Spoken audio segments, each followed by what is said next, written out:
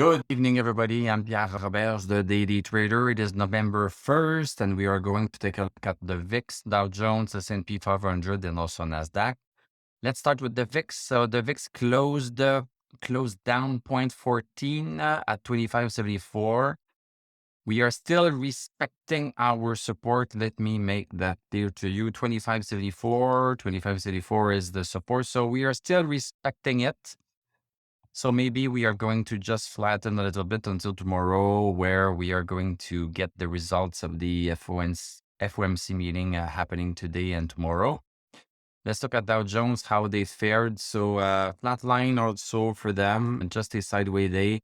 Interesting to see how today's candle just went and perfectly touched the support we had. So it was 324.74. So we just respected that.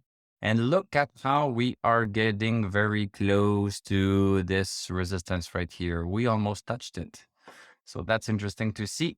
So we are at a crossroad right now. So is Dow Jones going to go up or continue sideways and maybe also coming down? Let's look at the Standards and Poor's 500, the index. So a sideways day also. So uneventful, a sideways day there too.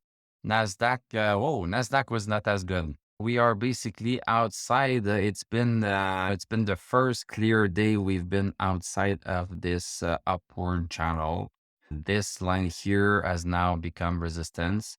So yeah, we should keep an eye on this, because if we start breaking this support right here at 10,732, if we start breaking this and also at 10,534, we might be reversing back down to here, right here. So that would be a very nice short. We have stochastic over 60 right now. After a few days, if the FOMC meeting does not please people, then we could be coming back down, and the break in support is going to coincide with this drop of stochastic below 60. So that will be the perfect storm to start shorting this beast until we come to either this support or this support. So that could be a very nice play. So every time you have a big change in stochastic over 60, below 60, and yes, it's not always easy to pinpoint that, because sometimes you have a zigzag kind of thing. Yeah, nothing is perfect.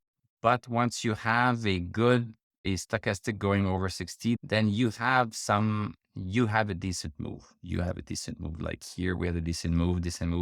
This one was a little bit more iffy. This one was more iffy, but this was a downtrend. So uptrend and a downtrend, it's always iffy. But from a shorting perspective, once we broke this here with the stochastic, this was a really nice write down.